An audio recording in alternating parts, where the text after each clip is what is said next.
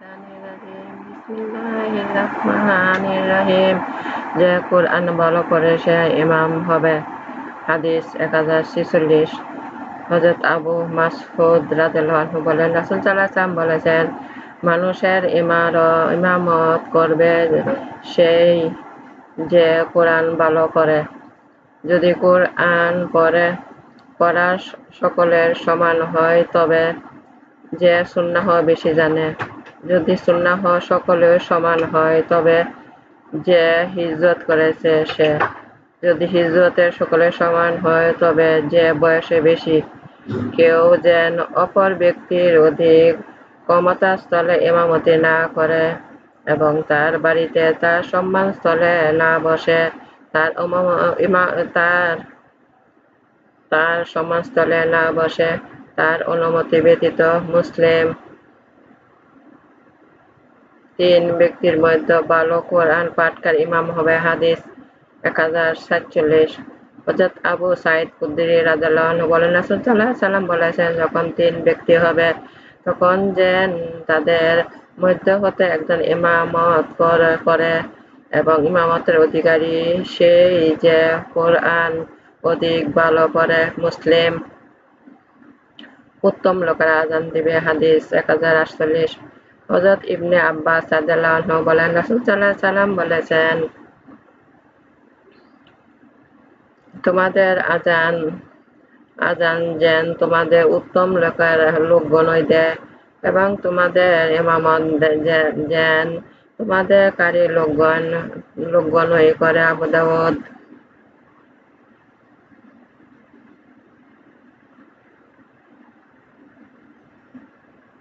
পলাতক দাসের নামাজ কবুল হয় না। হাদিস 1051।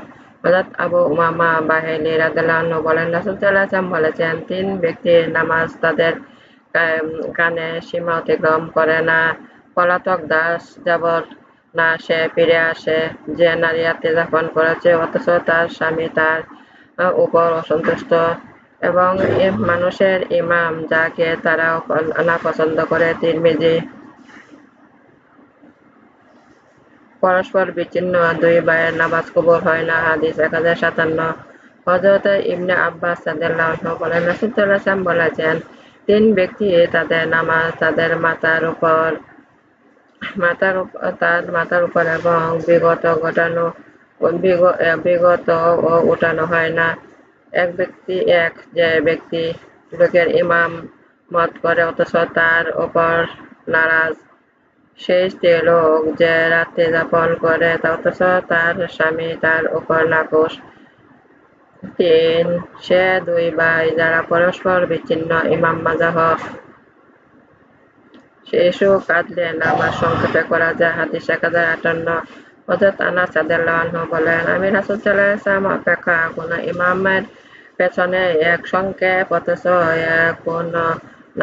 এক কোন নামাজ পড়ি নাই। এমনকি যখন তিনি কোন শিশুর ক্রন্দন শুনতেন তখন তার মা উদ্বিগ্ন হওয়া আশঙ্কায় নামাজ সংক্ষেপে করতেন। বুখারী ও মুসলিম।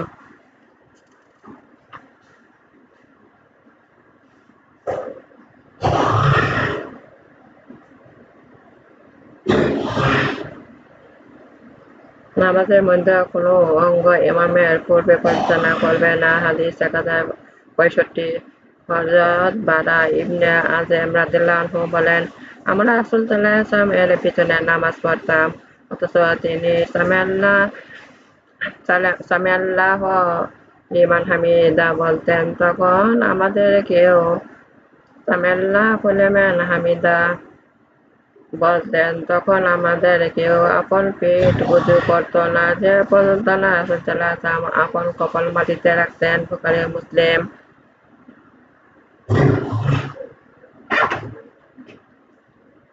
ইমামের পূর্বে রুকু সেজদা জায়েজ নেই। হযরত আনাস রাদিয়াল্লাহু আনহু বলেন, একদা রাসূল সাল্লাল্লাহু আলাইহি ওয়াসাল্লাম আমাদের নামাজ পড়ালেন।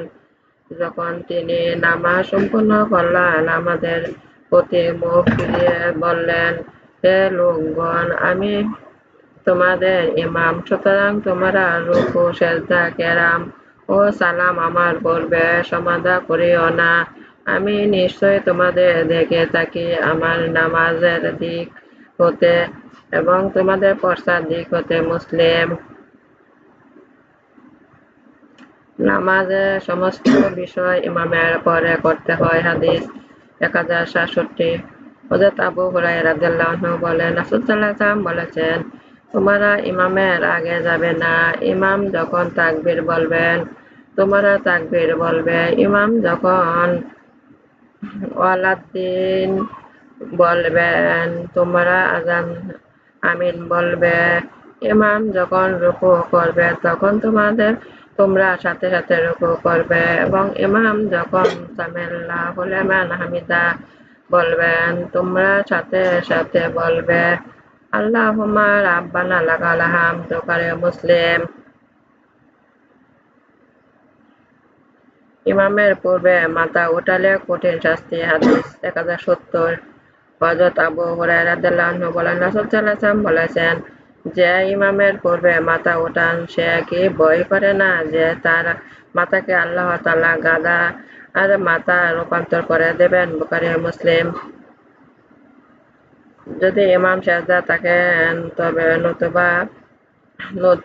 নতুন আকতরা সিজদা যাবে। হাদিস 1072। হযরত আবু হুরায়রা রাদিয়াল্লাহু আনহু বলেন, রাসূল সাল্লাল্লাহু আলাইহি ওয়াসাল্লাম বলেছেন, তোমরা যখন নামাজে উপস্থিত হবে আর আমরা যখন সিজদা থাকি তোমরা সিজদা করবে, কিন্তু উহাকে কিছু গণ্য করবে না। অবশ্য যে ব্যক্তি পূর্ণ 1 রাকাত পেয়েছে সে পূর্ণ নামাজই পেয়েছে। আবু দাউদ।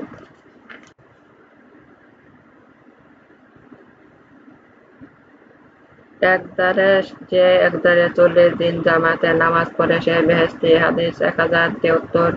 হযরত আনাস রাদিয়াল্লাহু আনহু বলেন, রাসূল সাল্লাল্লাহু আলাইহি ওয়াসাল্লাম বলেছেন, যে ব্যক্তি তাকবীর তাহরিম শামিল হয়ে 40 দিন যাবত আল্লাহর উদ্দেশ্যে জামায়াত নামাজ পড়েছে তার জন্য দুটি মুক্তি নির্ধারিত রয়েছে। একটি মুক্তি দুজকের আগুন হতে, অপর একটি মুক্তি কপটতা হতে। তিরমিজি।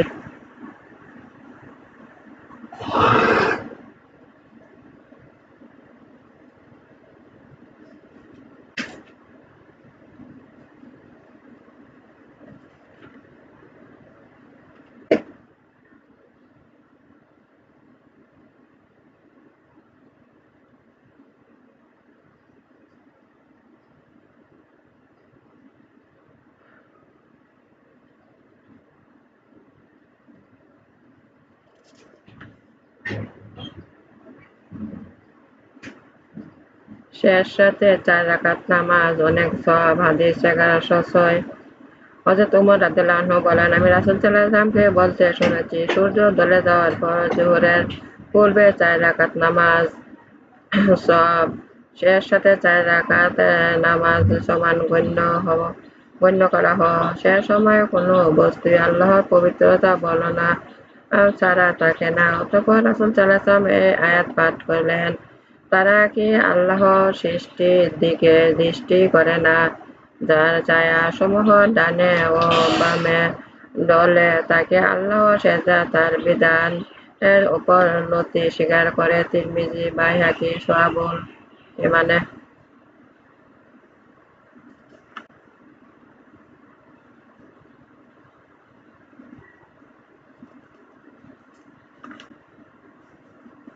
তাহাজ্জুদের নামাজ দোয়া কবুল হয়। হাদিস 1140।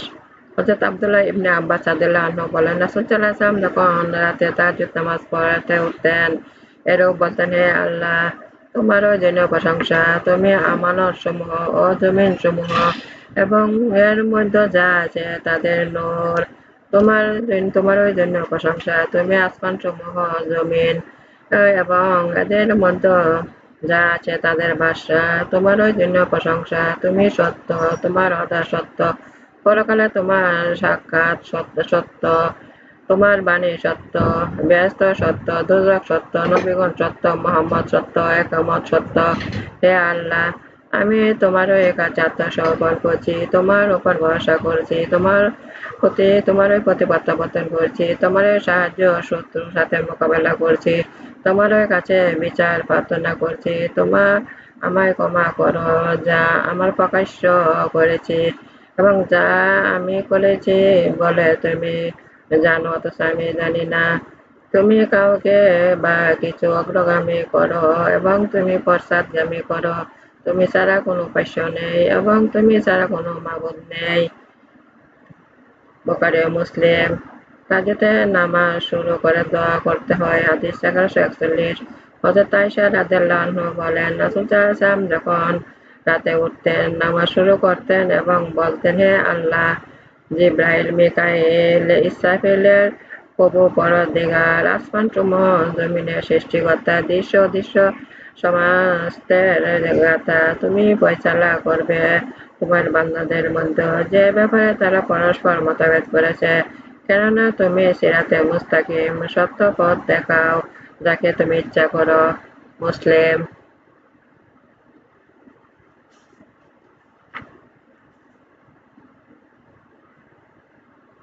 রাতে শয়তান থেকে আশ্রয় নিতে হয়। হাদিস 1146।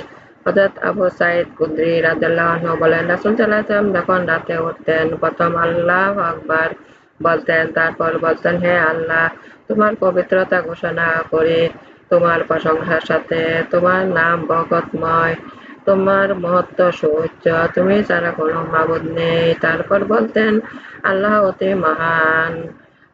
অতঃপর বলতেন, আমি শ্রোতা জ্ঞাতা আল্লাহর কাছে পানা চাচ্ছি বিতাড়িত শয়তান থেকে, তার কুমন্ত্রণা, তার অহমিকা এবং তার অকল্যাণকর অপু থেকে। তিরমিজি, আবু দাউদ, নাসাই।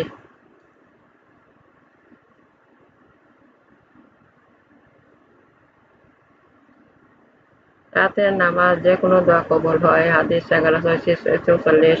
হযরত মুআজ ইবনে জাবাল রাদিয়াল্লাহু আনহু বলেন, রাসূল সাল্লাল্লাহু আলাইহি ওয়াসাল্লাম বলেছেন, যে কোনো মুসলমান পাক পবিত্র অবস্থা অর্থাৎ ওযুর সাথে আল্লাহ স্মরণ করে সন্ধ্যা শয়ন করে, রাতে উঠে আল্লাহর কাছে কোনরূপ কল্যাণ কামনা করে, আল্লাহ নিশ্চয় তাকে উহা দান করেন। আহমদ, আবু দাউদ। তাহাজ্জুদ তাহাজ্জুদ নামাজে জ্ঞান বুদ্ধির দোয়া করতে হয়। হাদিস 1143। হযরত আয়েশা রাদিয়াল্লাহু আনহা বলেন, রাসূল সাল্লাল্লাহু আলাইহি ওয়াসাল্লাম যখন রাতে জাগরিত হতেন বলতেন, হে আল্লাহ, তুমি ছাড়া কোনো মাবুদ নেই, আমি তোমার পবিত্রতা বর্ণনা করি তোমার প্রশংসার সাথে, আমি তোমার কাছে ক্ষমা চাই আমার অপরাধের জন্য এবং প্রার্থনা করি তোমার রহমত। হে আল্লাহ, বৃদ্ধি করো আমার গান, বিপথগামী করো না আমার অন্তরকে। যখন তুমি দেখিয়েছ আমার সৎপথ এবং দান করো আমায় তোমার পক্ষ হতে রহমত, কেননা তুমি হলে বড় দাতা। তাহাজ্জুদের নামাজ আল্লাহ পাক কবুল করেন। হাদিস 1142। হযরত উবাইদা ইবনে সামিত রাদিয়াল্লাহু আনহু বলেন, রাসূল সাল্লাল্লাহু আলাইহি ওয়াসাল্লাম বলেছেন, যে ব্যক্তি রাতে জাগরিত হয়ে আল্লাহ ব্যতীত কোনো উপাস্য নেই, তিনি এক, তিনি একা, তিনি ছাড়া কোনো শরীক নেই, তার বিশ্বের রাজস্ব তারই জন্য প্রশংসা, তিনি সমস্ত বিষয়ের উপর ক্ষমতাবান। আমি আল্লাহ পবিত্রতা বর্ণনা করছি, সমস্ত প্রশংসা আল্লাহর, আল্লাহ ছাড়া কোনো মাবুদ নেই, আল্লাহ অতি মহান। আল্লাহর সাহায্য ছাড়া আমার কোনো শক্তি নেই, শক্তি সামর্থ্য নেই। অতঃপর বলে, হে পরওয়ারদিগার, তুমি আমায় ক্ষমা করো। অথবা কোনো প্রার্থনা করে আল্লাহ তার সে প্রার্থনা মঞ্জুর করেন এবং সে যদি ওযু করে নামাজ পড়ে আল্লাহ তার সে নামাজ কবুল করেন। বুখারী।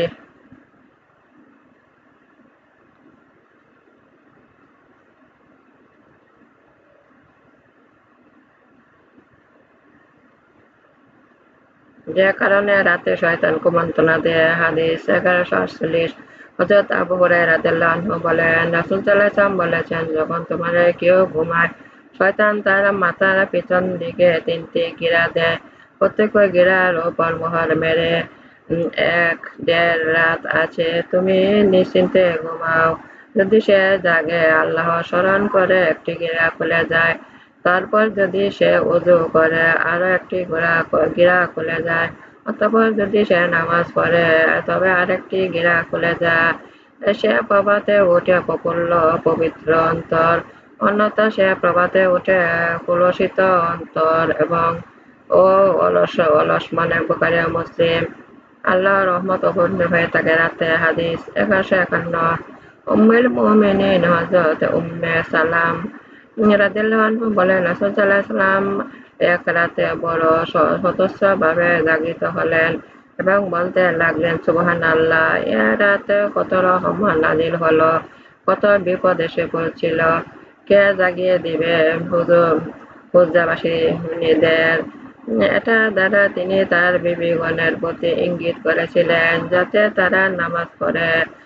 দুনিয়া সুশোভিতা কত নারী আখিরাতে সম্পূর্ণ উলঙ্গিনী হবে। বুখারী। রাতে আল্লাহ পাক নিকটবর্তী আসমানে নেমে আসে। হাদিস 1152। হযরত আবু হুরায়রা রাদিয়াল্লাহু আনহু বলেন, রাসূল সাল্লাল্লাহু আলাইহি ওয়াসাল্লাম বলেছেন, আল্লাহ তাআলা প্রত্যেক রাতে নিকটবর্তী আসমানে অবতীর্ণ হন যখন রাতের শেষ তৃতীয় ভাগ অবশিষ্ট থাকে।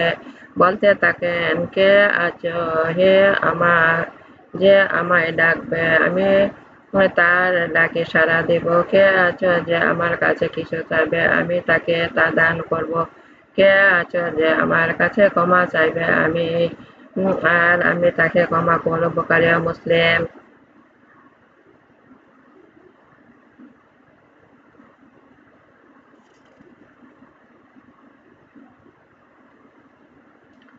রাতে স্ত্রী জাগিয়ে নামাজ পড়ালে আল্লাহ খুশি হন। হাদিস 1159।